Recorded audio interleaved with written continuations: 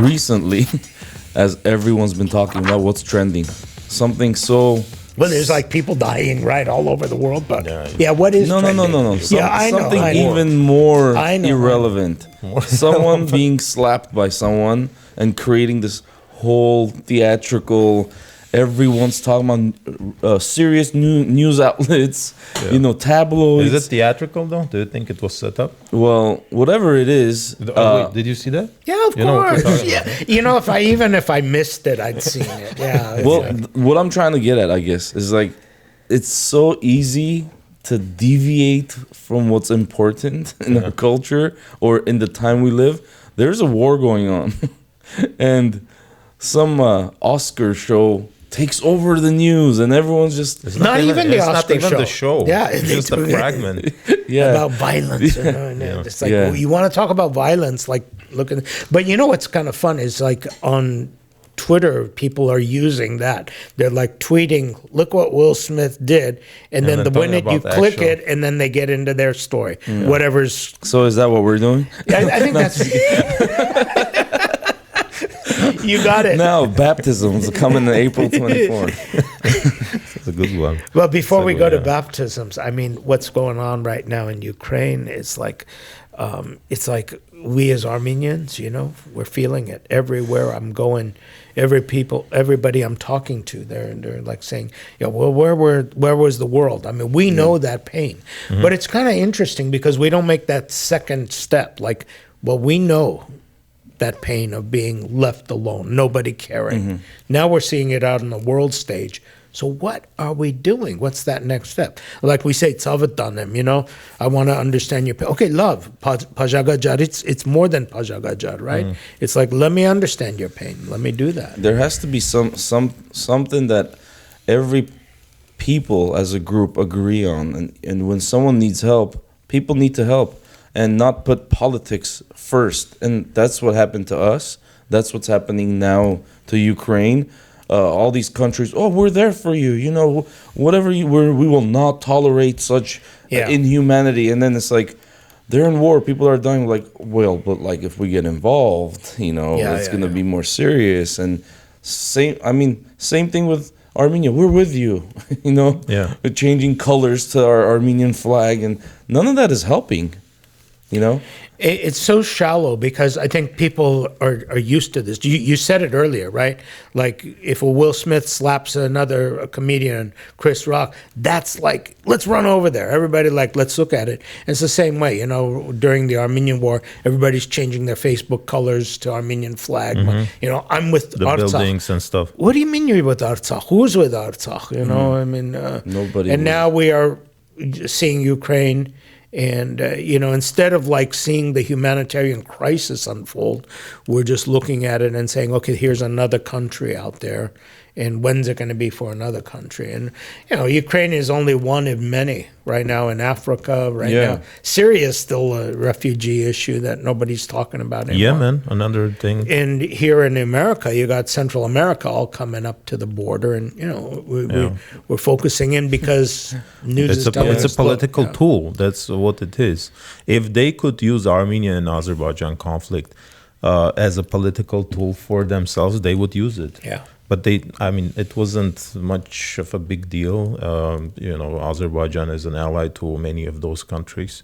That's what I under was. the carpet, and that's it. No big deal. That's what I always think of ourselves as in Armenia as an independent country.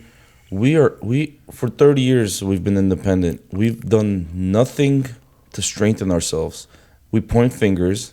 This person's corrupt. That person's corrupt. It's because of this regime. It's because of that regime. Okay, 30 years have passed.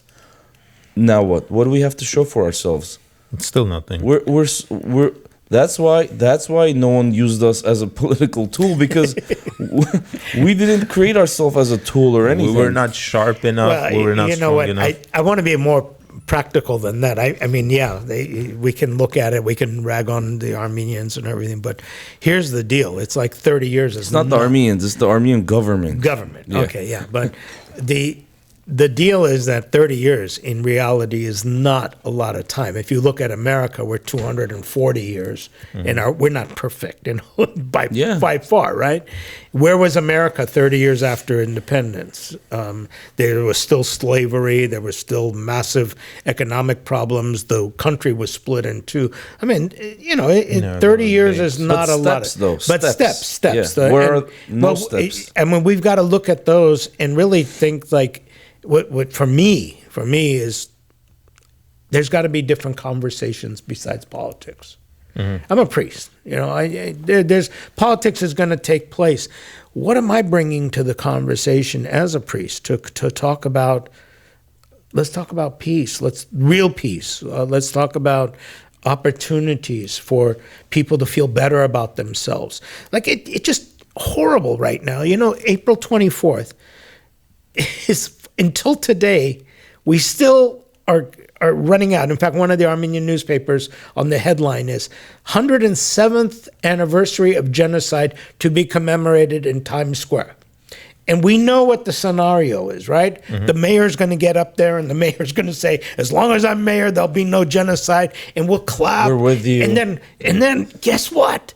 Now we don't have anything to say because Biden accepted the so the world has changed? No, Backfire. Nobody cares. Nobody cares about these things. We've got to me as a priest, it's like, I don't want my children, I don't want the children of the church to think we're second-class citizens. And that's what we do. We just perpetuate this myth by getting up there and saying, hey, look at us. And then we get somebody to call us out on it. And then basically, they don't care about what we're doing. How about we start feeling good about who we are? Yeah, absolutely. We just went through a war, right? As Armenians, we need to be able to talk on that level too. Look at what happened in Armenia. We are there for others. I always remember 1988 when the earthquake happened in Spitak. There's something that very few Armenians want to talk about. Very few. The first responders. Who were they? 1988. The first responders were from Turkey. Really? The Turks came over and they helped, right? But we're quiet about this because, it's Turks. No, they were humanitarians, and we've got to get into that humanitarian mode to understand that, not just because they're Turks, they're not enemies. The government hates us, no question. I'm not going to deny that. But we've got to separate governments from people. And people, if you've been told all your life that genocide did not exist, that the Armenians beat up your grandparents, you wake up one day, you're not going to say, oh yeah, the Armenians are good people. You're going to say, oh no, these are the people that kill, until you educate. So I love these education programs we have. I love that we're talking about what the reality is.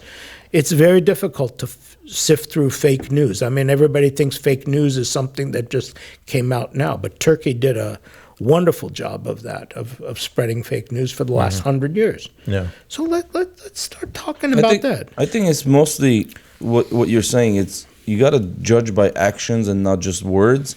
So if Turkey did help at some point, you judge that action and you say thank you. Yeah. But not everything seems what it is just because they pretend, just because exactly. we're your friends. Okay, are you? Well, that's true. But here's the other question: are we the friends of others? That's what absolutely. I want. Or what are we doing? We saw Rwanda happen in our lifetime. We saw Darfur happen. What did we do? I mean, were we any different than what the world? A lot of Nothing, tragedies. nothing. Yeah. I mean, in essence, we did nothing, and it's something. I mean, not similar. It's exactly the same with Ukraine now. When you mentioned that, we have to be able to differentiate people from their governments and their ruling class, because the same with Turkey, we have to be able to differentiate them, the regular Turks who have nothing to do. They don't even, so most of them they don't care, like they don't know about stuff like that. And now with Ukraine, just like last year, the Ukrainian government was, very vocally supporting Azerbaijan and Turkey. Even having posters in Ukraine and Kiev and other towns, like we would go and see that. See, that's messed up. In Ukraine, they were supporting Azerbaijan and celebrating their victories, and just now, recently, Ukrainian parliament on their official Twitter account, they announced that they're happy for Azerbaijan taking another village in Armenia, something like this, official Twitter account. But is that what the people, or is that government? And I'm coming to that. Like, is it what people really think about relationship of Armenia? And by the way, we have substantial and like historical community in Ukraine. If you go a lot of Armenians, Lviv and two other towns, like we have churches, I don't know, like 15th, 17th century churches built there, but so how do they treat Armenians in Ukraine? Are we like respected very and positive. friendly? Yeah, it was a democracy, and I don't know where it's going to be. But they support and congratulate Azerbaijan for taking. That's the government, because the government thinks in other terms. It thinks on terms of a state and another state and having its gains, and it doesn't have any gains from Armenia, but it can have a lot of gains from Turkey and Azerbaijan in terms of energy and military help and all that kind of. Okay, so what do you guys think? You think like it's okay to? I mean, I don't know. You want to sympathize with the people. You feel really bad, but at the same time, when the enemy that's destroying you, and they are friends, or not even just friends, they're like, "Oh, good job." It's hard for you to say. But see, we're being desensitized, and it's because we're not looking at it. So you're looking at that person, you're seeing, oh, that's a Ukrainian. Oh, you were against me. How about thinking of that's a mom, that's a dad, that's a child out there, and we're not doing. You know what? The Jews were very successful in separating Germans from their background as Nazis, in the sense that after World War II. And the Jews were very, very successful. They said that the Nazis killed us, and they separated the Germans from them. So today, when you look at that, you say, oh yeah, Nazis, horrible people. You don't say the Germans are bad people. In our case, I think... In our case, we didn't do that. It's a little different in current situation, because if Jews were able to say that those were Nazis that did that to us, and the current German government and Germans have nothing to do with it, so we don't have any hatred towards you, let's just come to some kind of agreement, solve the issue. With us, it's different, because the current Turkish government, ideologically, they're exactly on the same page that Ottoman Turks were. I'm with you. I'm with you on that. And let's not forget that the entire. I don't want to make this comparison because we always get lost in this. I was just saying that there's a separation for them, so that you can get people to hate the Nazis but not the Germans. I agree. Our genocide, nothing like the Holocaust. We were in our homeland. There was no Nuremberg trial. They've never admitted it. There was nobody who said, yes, we did it. So a completely different story. All I'm saying, and I want to spell this out because I know people are going to just like, No, it is a different story. All I'm saying is they were successful in separating the German from the Nazi. We haven't been able, whatever the reason is, that we can't do it because they're the same policies. And we're seeing that now in Turkey, this expansionism, this pan-Turkism.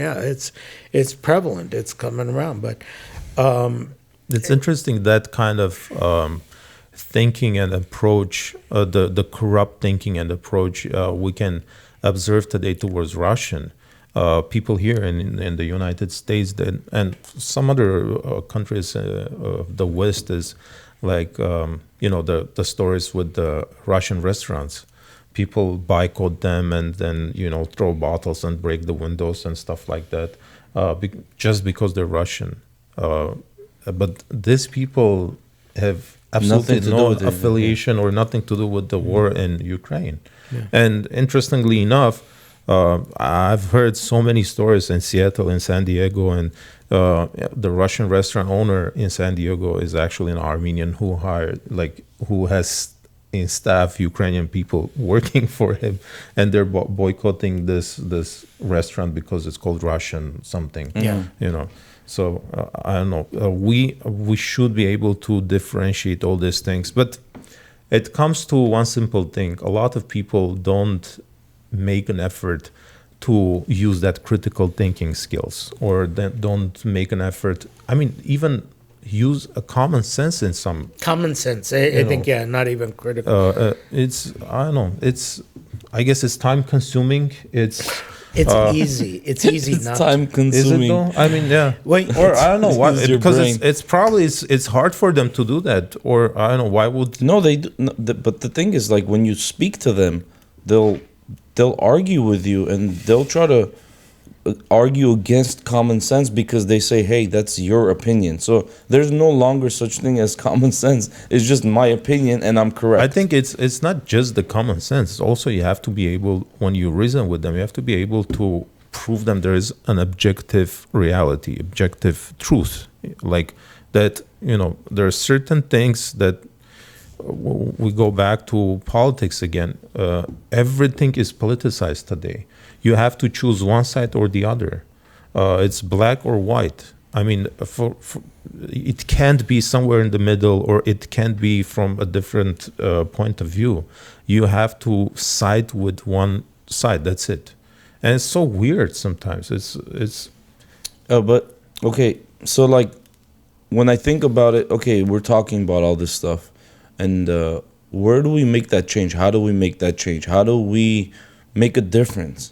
And to me, I think everyone has to change within themselves. So, for example, I think the solution to all this negativity and one friend fighting with another because of political opinion or whatnot, you yourself should view it as, you know what, we're all human beings. We have to be sympathetic towards each other. We have to love one another. We have to change. We have to be kind, okay? Which I try to live my life like that. But what do you do when the person in front of you doesn't share the same perspective? Mm-hmm. So you are thinking, hey, let's live on this planet together. You can see things differently as me. That's fine. We can have different opinions. Let's just live here in peace and coexist, right? Mm-hmm. Is that good? And then the other person saying, no. You're wrong. You can't exist here with me. What are you talking about? Everything you just said is wrong.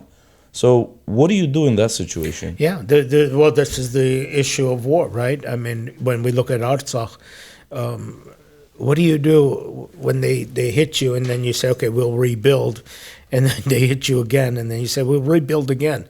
How many times before you say, okay, enough? It's easier for me to take you out instead of trying to rebuild something. So you're talking about basically what gets us into wars. And what I'm really concerned about is can we change the conversation to stop talking about like we need to fight fire with fire? Can we overcome some of these things in different ways? Dr. King did it back in the 60s, and then the other night we saw that no, violence is really an action. It's not just something out there, but yeah, the man wanted to solve it. You're insulting my wife, boom. It's a fast way. It's fast, but look at the repercussions. Now escalate that in terms of war. You're talking about hundreds and thousands of people dying. And we're talking about Ukraine right now, but we're looking all over the world. It's not just going to end tomorrow. These are traumas that people are going to carry with them for their whole lifetime. Yeah. Their children are going to be talking about the way we are talking about something the Turks did back 100 years ago, because we're traumatized. Yeah. So where do we start? it's What do we do? Somebody's got to change the conversation, and what I'm sharing is that yes, we can do that. We have that capability. That's what God gives us. Is when Jesus came to this world, what was the first thing that was said when he was born? The angel said, "Peace on earth, goodwill to men." That was the message. Jesus is here. Now you can have peace on earth, goodwill. That's the other part. Everybody talks about peace, but it takes goodwill. I have to start believing in people. I have to start believing that this guy that it's across from me is no different than me, that that's also a child of God. You know, and it doesn't matter what he's believing. What I believe is my thing. We're too consumed with, well, what you believe is wrong. Bum. It doesn't work for me. Doesn't make it wrong. I think when people do think like that, like what you just said, those people are actually live a happy life and live a peaceful life. And people that haven't gotten to that point or to that or don't have that mentality are constantly angry and finding people to blame their problems on, and constantly finding other problems and just filling their life with more problems. And I gotta find the solution to this. It's your fault. And once you realize, hey, I'm Armenian and you're Russian and you're Ukrainian and you're whatever, American, and we're all just human beings, and we're just trying to live a good life, a happy life, peaceful. I think that's when you realize, you know what? Everyone can coexist and everything can be okay. I mean, I'll be honest. I'm having a really hard time with reconciling with that idea. I'll be honest, because theoretically, it's and like from the Christian perspective, that needs to be like that. You have to be able to understand the person in front of you. You have to have that perception that he's the son of God like you are. His and all these things, like positive approach to another human being.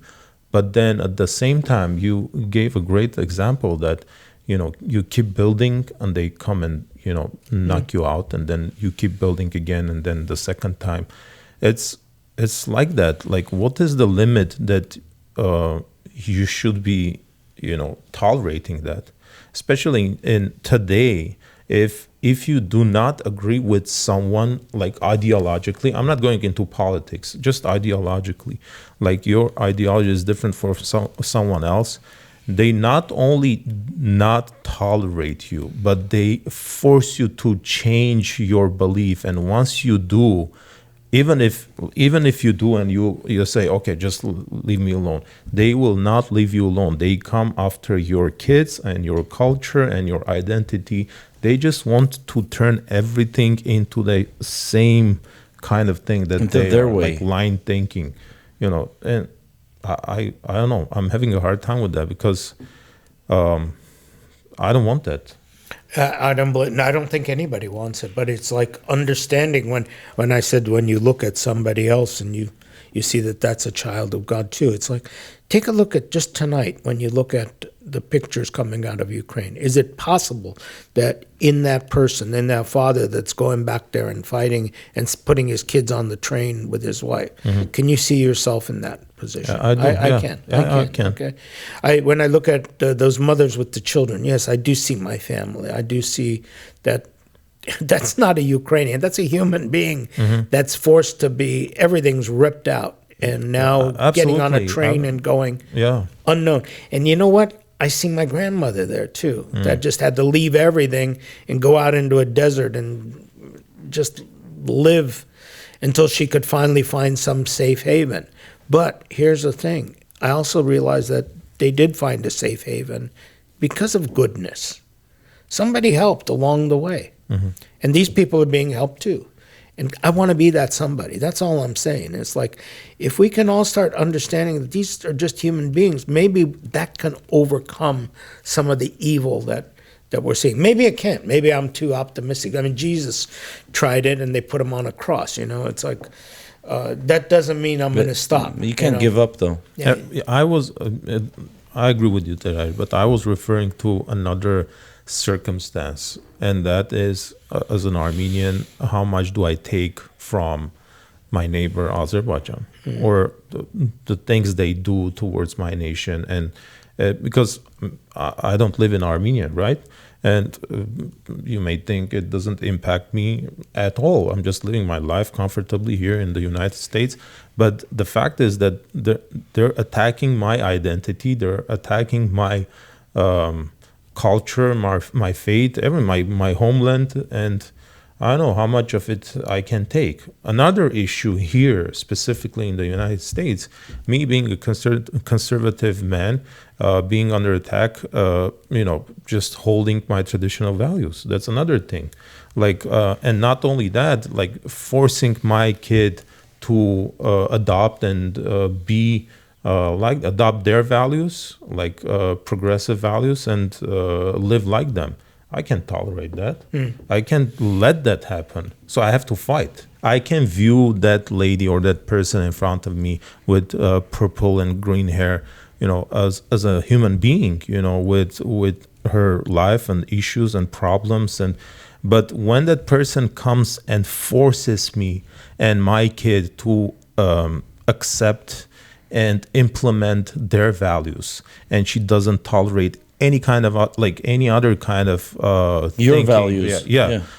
I'm not saying you accept mine. I'm asking you just to tolerate, or even don't tolerate. Just leave me alone. Just go live your life. No, I don't. I have nothing to do with you.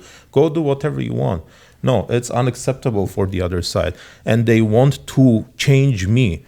I'm not I'll show that. you. I'll teach your kids in school. Yeah, We'll see what. That's what they do. But think about it this way: our grandparents, my grandparents, went through exactly that, the same thing, where they were told that what you believe is not tolerated, and because of that, you're going to be thrown out of the country, you're exiled and everything. But what did they do? They believed in what they believed, and they taught it. And I think we underestimate our value. Don't be scared of what's going on out there. I know there's things that I don't agree with, but you got to give your kids, give your community what you believe. And if everybody can come to that understanding that this is what I believe, and I think we need to teach by example. I'm going to accept you, but you got to accept me too. I know it's very, very difficult, but we keep seeing this over and over, and we need to change that conversation and understand that there are opportunities. Like people come up to me sometimes and they say, it's horrible that there's no prayer in school. They should be allowed to pray. I'm against prayer in school too, because if I pray in school, that means the other guy's going to come, and I'm not really fond of everybody's prayer. Because some of these prayers are wacko things. Yeah, I'll go on. Yeah, some are really wacko things. I don't send my kids to school to pray. This is why we have churches. This is why we understand there's people that don't have faith. There's people that do. Okay, this is what I believe. This is what I was saying earlier. This works for me. But I also understand your faith works for you. Okay? Let's understand that. But you can't have tolerance, one-sided tolerance. I think that's where the issues come in. Yeah. Everyone says, you know what, my side is correct, so you have to take my side. And you're like, what about my side? You're like, no, you got to get out of here. You got to add it. It's correct for me. I want to read this part. It's from the New Testament, and the Apostle Peter, actually, when he talks about issues like this, he teaches Christians how to deal with persecution, and so basically he says that, but he's giving instructions to those Christians that were having a hard time in their towns, and it says, but in your hearts revere Christ as Lord. Always be prepared to give an answer to everyone who asks you to give the reason for the hope that you have, but do this with gentleness and respect. It's like such a solid guiding idea for your life, but then you try to do that with gentleness and respect. Well, gentleness and respect, St. Francis said it, just do it with your works. And whenever it's necessary, use your words. Words, but, that's perfect. Live the life. This is something that bothers me throughout all church history, too. We always talk about people dying for their faith. How about living for your faith? How about just live that life, and try simple things. And we think of extreme things, Think about simple things of just caring for somebody, I may not be able to go to Ukraine right now and help somebody, but you know what? There's somebody who's hurting in the hospital down the street. Can I go and visit them? there's somebody who lost a mom or a dad, or even worse, a child, can I just go and console? Send a card, send a letter. Little things. We back off of little things because we want to do these grand things. Grand things. And sometimes they're impossible, but little things will add up, right? Absolutely. In that sense, 100% I agree. But you have to be careful to not take this idea of thinking and portray it as a weakness, because you being kind and understanding and compassionate, the other person that's trying to destroy you can view that as a weakness. And you have to make sure that they know you are not weak. Just because you're kind, you are not weak. Well, don't. I know what you're saying, but you can't worry about what people are gonna, because I'm sure people looked at Jesus on the cross and said, "The guy was really weak." Yeah. You know? What a loser. Look at him where he ended up. And then 2 days later, boom! What? Yeah. He's in charge. Don't worry about it. God will take care of the things. What we need to do is do the right thing and do these things. And you know what? I'm really excited because I think this year, April 24th. Oh yeah. Sir Paulson has named it that we're going to do the right thing. Yeah. We're gonna It's going to be awesome. change the conversation. I think it will. I hope we get enough people who want to participate. Wait, you guys want to talk about what it is that we're talking about? It's going to be a collective I just thought you guys baptism. knew. Oh, there's an audience out there. It's going to be a collective baptism done on April 24th. Of adults who have adults who haven't been baptized, and they are willing to do that.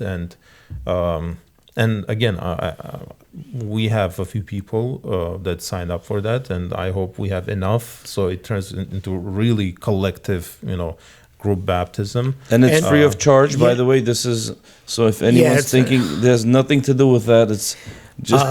we should also mention that why are there adults that are not baptized? Mm-hmm. Some of them because they didn't want, but most of them that we're targeting is for 70 years during atheism in Armenia, people were not allowed to be baptized. I remember 70 years. I remember being in the Vank in the 70s, and at night they would come. And when you say Vank, this is in Holy Echmiadzin in Armenia, and they would bring their children to be baptized at night because they couldn't risk it during the day that they might be seen. And there's thousands of people that have not been baptized, and now that generation is reaching end of life. And what a beautiful thing that the church is saying, "Come and be baptized." It's just I think we also have to. We're doing that here. We're doing the classes of teaching people what baptism is, who should be baptized, why should we baptize.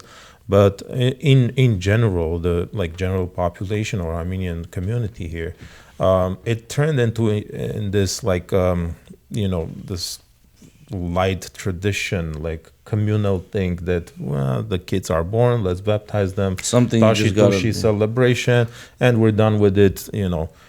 Next, but baptism is so essential and so important for a person who wants to call himself Christian. I mean, if you're not baptized according to the church and teachings, you're not a Christian.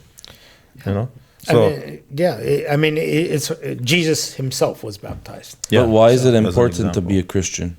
Before we finish, I want to ask this question. I asked the question to my Sunday school kids, and I say, if there's a solid, proof, you call it a scientific, historical, whatever, a proof that will convince you that Christianity isn't true, that Jesus never rose from the dead, there was no resurrection, and all these things that are written, as Apostle Paul himself says, that if the resurrection is not true, all these things that we do is just pointless. Right. So if there's proof for you that Christianity is not true, would you leave Christianity, just say, okay, I'm no more Christian? This is a question that I want to leave our audience with, and maybe we can talk about this. I like that. I like that because it gets us to think, is that the reason why I'm a Christian? Is that the reason because of the resurrection? Or is there some more value to the entire thing? Yeah. I had heard that question, like if they discovered the bones of Jesus Christ and they Yeah, in the DNA, tomb, yeah. they said this is him. Yeah. And my guess would be there would be people that would say impossible, even if they did. My guess would be there would be people that say, okay, I told you it was a fake. And I think there'd be people that would just say, well, it doesn't really matter. I think in that three camps. Yeah. Maybe I would love to talk about that. Yeah.